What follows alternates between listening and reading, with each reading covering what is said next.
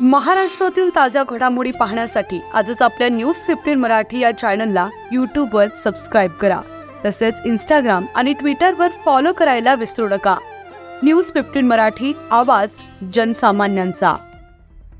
तालुका क्रीडा स्पर्धेत संत जनाबाई विद्यालय चिखलीचा डंका।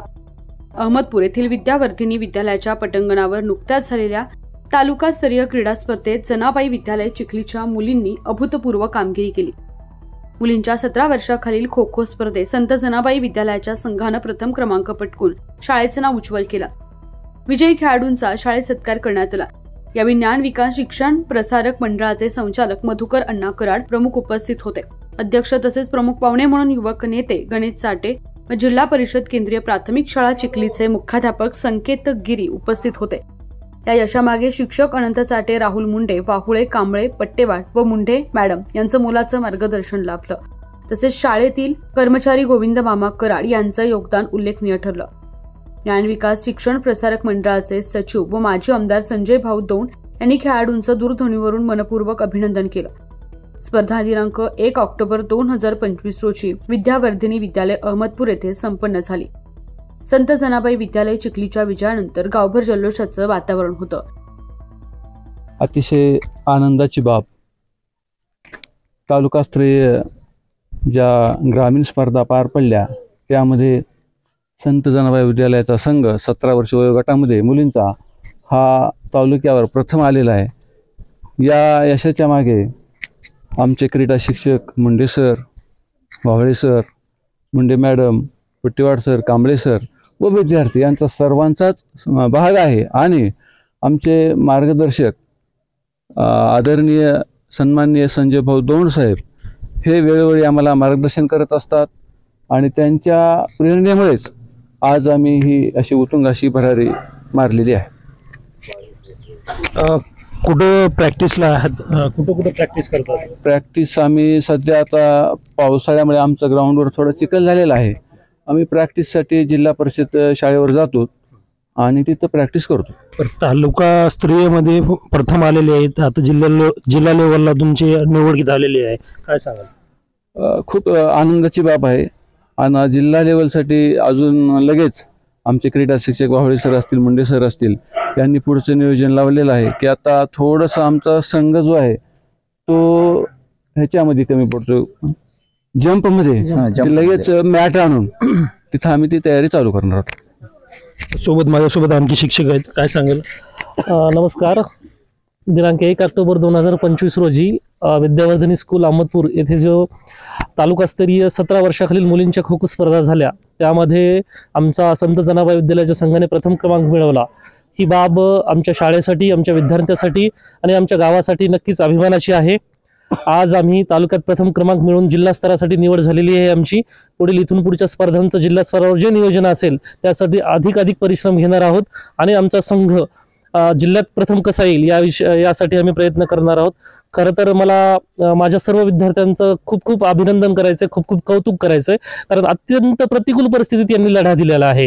अक्षरशः आम्ही गेल्या 2 महिन्यापासून ज्यावेळेस या स्पर्धेसाठी आम्ही प्रॅक्टिस चालू केली त्यानंतर आता आपल्याला माहिती आहे मराठवाड्यामध्ये अतिमुसळधार असा पाऊस पडत आहे।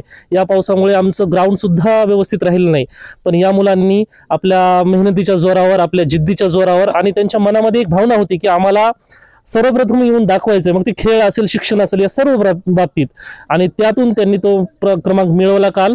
त्यामध्ये आमच्या संघाची कर्णधार श्रद्धा मक्कापल्ले हिचं खूप खूप मोठं यश आहे, कारण 4 सामन्यामध्ये सलग ती न बाद होता खेळत राहिली।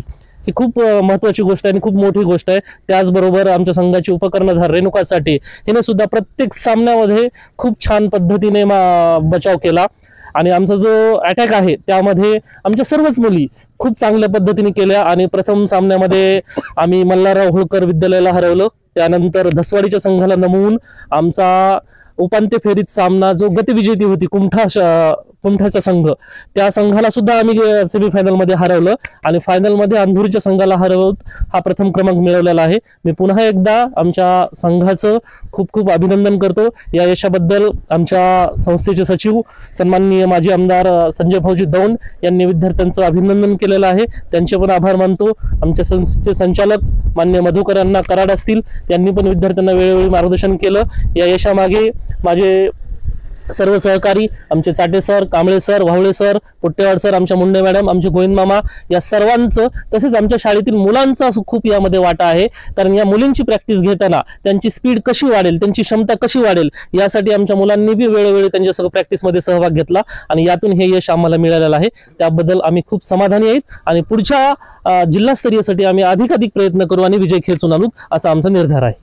असं खेळण्यासाठी काही कमतरता भासते का आपल्याला? नाही, खेळात आमच्या खेळाडूमध्ये जिद्द आणि क्षमता एवढी आहे की आम्ही आमच्या जिद्दीच्या जोरावर अशी कुठलीही कमतरता नाही. ठीक आहे, आमच्याकडे काही भौतिक सुविधा नसतील, पण त्यावर कशी मात करायची आणि त्याच्या आमचा आत्मविश्वास बळावर आम्ही त्यावर मात करून दाखवलेली आहे.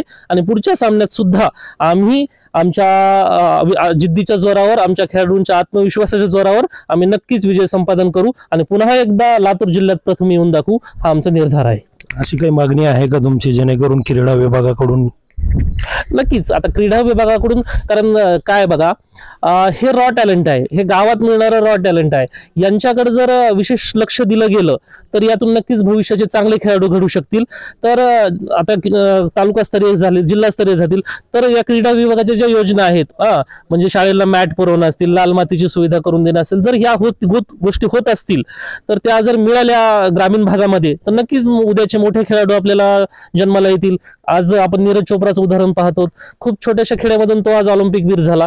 उद्या आज खो खो सारखा संघ आमचा प्रथम येतोय. खो खो गेल्याच वर्षी भारताच्या संघाने खो खो मध्ये विश्वचषक जिंकला. आपल्या बीडची कर्णधार होती त्यामध्ये. तर नक्कीच आमचे पण विद्यार्थी पुढे जातील, आमचे पण खेळाडू पुढे जातील. तर क्रीडा विभागानं आम्हाला मदत करावी. जर त्यांच्या म्हणजे असेल मदत करता येत असेल तर नक्कीच करावी, त्याचा फायदाच होईल. नक्कीच क्रीडा विभागाकडे बी मागणी केलेली आहे जेणेकरून ते काय जे काही लागणारे जे आहेत ते देखील क्रीडा विभागानं आम्हाला देण्यात यावं अशा प्रकारची त्यांनी अपेक्षा व्यक्त केलेली आहे. माझ्यासोबत आणखीन जे विद्यार्थी आहेत खो खो खेळणारे जे आहेत त्यांच्यासोबत आपण देखील बोलणार आहोत. आपण काय सांगाल बेटा, काय नाव आहे आपलं? वैष्णवी बळीराम इरले. वैष्णवी बळीराम इरले.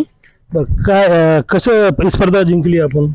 आम्ही खूप मेहनत केलेली आहे त्या खेळासाठी आणि आम्ही जिंकून पण दाखवलं. कोचचं मार्गदर्शन कसं राहिलं आपल्याला?